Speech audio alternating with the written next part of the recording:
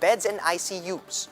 Quezon City, Taguig, Malabon, Muntinlupa, and Pateros, meanwhile, have recorded more than 60% hospital bed occupancy, while Las Piñas and Mandaluyong exceeded 70% ICU occupancy. In an interview with Radyo 5's Ted Filon, Parañaque Mayor and Metro Manila Council Chairman Edwin Olivares attributed the spike in cases to the emergence of the South African variant. He clarified, though, that the increase in hospital occupancy rates is not yet critical, and the Council agreed that more granular lockdowns, on top of strict enforcement of health protocols, are essential to curb the spike. Yung policy ng Metro Manila Council, kasi interconnected ng city, dapat isa lang po aming policy. Kasi nilipat lang siya sa kabilang city kapag hindi po siya united. Puerto Princesa is boosting its tourism with the opening of a new cruise port that can accommodate up to 25,000 passengers. The city has also received 5,000 Sinovac doses to support the reopening of its economy. Gerard de la Peña with the story. A new port project is now open in Puerto Princesa in Palawan despite the pandemic. This is the Puerto Princesa Cruise Port and Facilities. The 3.5 billion peso project is aimed at welcoming international tourists from cruise companies. But this is only partially open as the government has yet to finish the remaining 20% of the project, which is expected to be completed by August. The facility can accommodate up to 25,000 passengers at a time. Eventually, the facility will also house commercial establishments. This is expected to give tourism a boost, which is one of the province's primary sources of income. Kasi international ang market pagdating sa tourism dito because the sites here, including the underground rivers, are internationally known tourism sites. So in order for us to promote that, we need international standard structures katulad ng cruise port na to. Puerto Princesa is also the gateway to other tourist destinations such as El Nido, San Vicente, and Taytay. In addition to this, Palawan is being primed as a center for conventions. Local officials say the project is very timely as the national government brought more than 5,000 doses of Sinovac vaccines here. Puerto Princesa Mayor Lucilo Bayron said this will be a big help for the local economy, which was severely affected by the pandemic. Talagang hirap na ang economy, and nakikita namin na yung vaccination program will allow us to open up the economy. The provincial government of Puerto Princesa says the vaccines will be distributed to the hospitals in the northern and southern portions of the province as well as in Culion. For News 5, Gerard de la Peña, we are One News. We'll be back with more stories after a quick break. Keep it here on One News.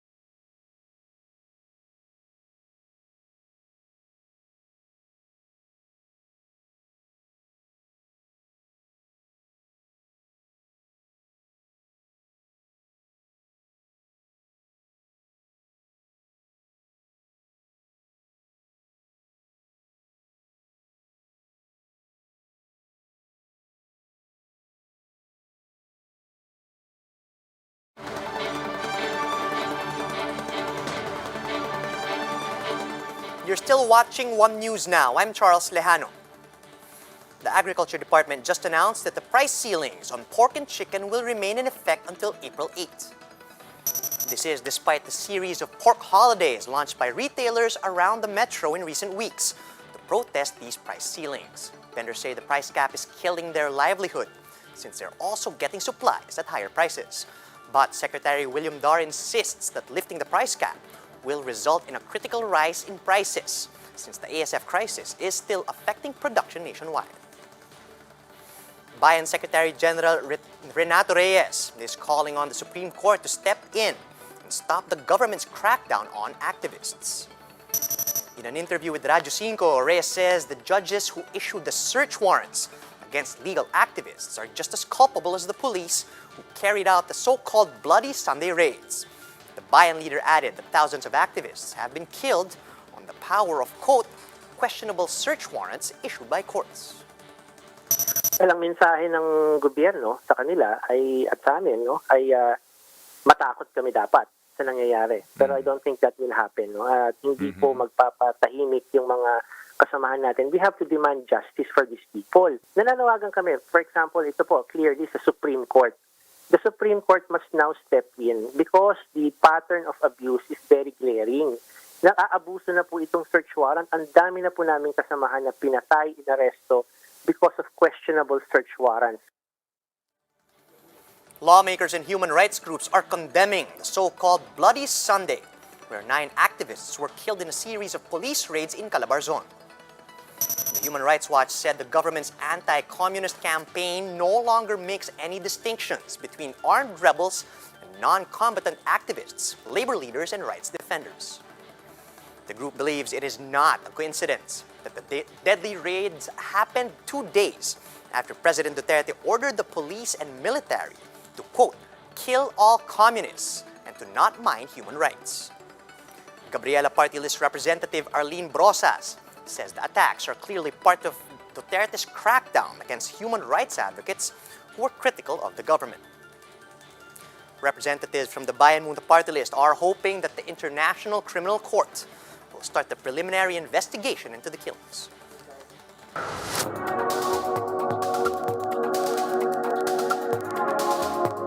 And with the end of the pandemic still seemingly out of sight, people are continuously finding ways to adapt to COVID-19. Japanese monks are no exception as they continuously innovate by providing meditation apps, temple-led matchmaking services, and even accommodating online funerals. Let's watch this.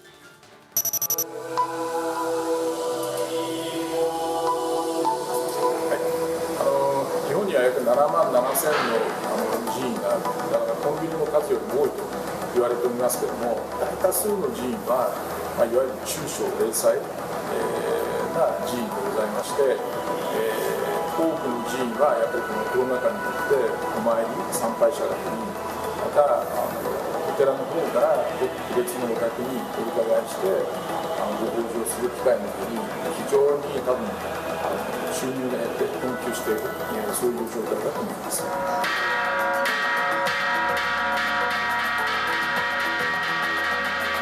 多くの方がお寺にお参りしたくてもできない、または来ていただきたくてもできないという状況におきまして、家庭にいながらにしてお参りができる築地本願寺でのさまざまなご法事、お勤めは全てインターネットで中継して YouTube でご覧になれることになっています。若い人たちにお寺とご縁を持っていただくための機会として、昨年の7月から結婚相談所を築地本願寺で始めまして、築地の寺婚、寺の婚活の婚ということで結構多くの方に反響をいただいて、今ご縁をですねつなぐ作業を続けているところでございます。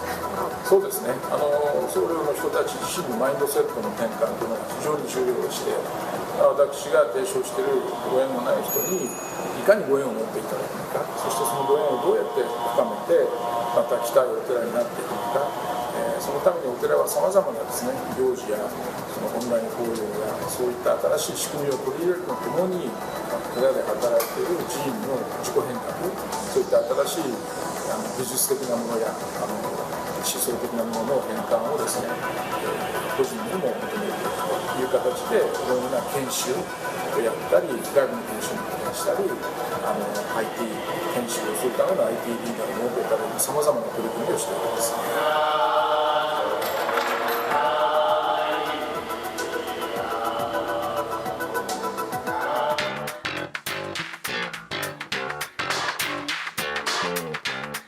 Save the date, Atin! The new era of SB19 is almost upon us.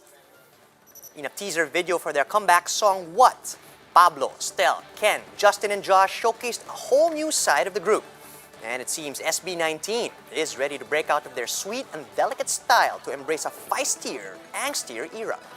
Ready to get back in the zone? Let's watch this.